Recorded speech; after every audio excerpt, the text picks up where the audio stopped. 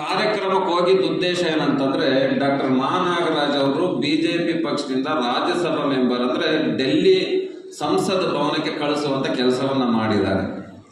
ನಾವು 2021ರಲ್ಲಿ ಅಖಂಡ ಕರ್ನಾಟಕದ ಕುರುಬರನ್ನ ಎಷ್ಟಿ ಸೇರಿಸಬೇಕು ಅಂತಂದೇಳಿ ಕಾಗಿನೆಲೆಯಿಂದ ಬೆಂಗಳೂರು ಅಂದ್ರೆ ಸುಮಾರು 360 ಕಿಲೋಮೀಟರ್ ನಾನು ಪಾದಯಾತ್ರೆಯಲ್ಲಿ ಮಾಡಿದೆ. ಆ ಸಂದರ್ಭದಲ್ಲಿ ನಮ್ಮ ಚಿನ್ಮಯಾನಂದ ಸ್ವಾಮಿಗಳು ಕೂಡ ನಮ್ಮ ಜೊತೆಗೆ ಹೆಜ್ಜೆ ಹಾಕಿದ್ದು ಕೂಡ ನಾನು ಸ್ಮರಿಸ್ತೇನೆ ಅನ್ನೋದು.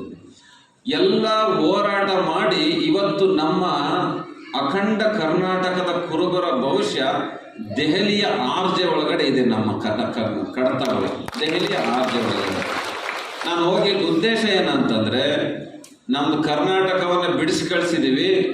ನಮ್ಮ ಡೆಲ್ಲಿಯಿಂದ ಅಮಿತ್ ಶಾ ಇರ್ಬೋದು, ಮೋದಿ ಅವರು ಇರ್ಬೋದು, ನಮ್ಮ ಬೇಡಿಕೆ ನಾವು STಯನ್ನ ಹೊಸ್ದಾಗಿ ಕೇಳ್ತಾ ಇಲ್ಲ. ಕರ್ನಾಟಕದಲ್ಲಿ ಕುರುಬರು ಆಲ್ರೆಡಿ ST ಇದ್ದೀವಿ. ST ಸವಲತ್ತನ್ನು ತಗೊಳ್ತಾ ಇದ್ದೀವಿ. ಅದು ಬೀದರ್, ಗುಲ್ಬರ್ಗ, ಯಾದಗಿರಿ ಇರ್ಬೋದು, ನಮ್ಮ ಈ ಭಾಗದಲ್ಲಿ ಕೊಡಗು ಜಿಲ್ಲೆ ಇರ್ಬೋದು. ಕೊಡಗು ಜಿಲ್ಲೆ ಒಳಗಡೆ ಕುರುಬರು ಆಲ್ರೆಡಿ ST ಸವಲತ್ತು ತಗೊಳ್ತಾ ಇದ್ದಾರೆ. ನಮ್ಮ ಸರ್ಕಾರದ ಕಡತದಲ್ಲಿ ಕುರುಬರು ST ಅಂತಂದೇಳಿ ಕೊಡಗು ಅಂತ ಒಂದು ಬ್ರಾಕೆಟ್ ಹಾಕೊಂಡಿದ್ದಾರೆ. ನಮ್ಮ ಕೇಂದ್ರ ಸರ್ಕಾರಕ್ಕೆ ನಮ್ಮ ಬೇಡಿಕೆ ಏನಂತಂದ್ರೆ ನಾವು ಹೊಸದಾಗಿ ST ಕೇಳ್ತಾ ಇಲ್ಲ. ಕರ್ನಾಟಕದಲ್ಲಿ ಆಲ್ರೆಡಿ ಕುರುಬರು ST ಇದ್ದೀವಿ. ಆದರೆ ಕೊಡಗು ಅಂತ ನೀವು ಬ್ರಾಕೆಟ್ ಹಾಕಿದ್ರಿ.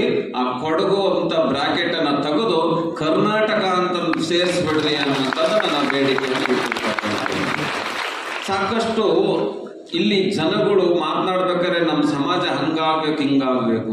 ಇವತ್ತು 800 ಜನ ಮಕ್ಕಳು ನೀವು 99%, 95% ಅಂಕವನ್ನು ತಗೊಂಡ್ಬಂದಿದ್ದೀರಿ.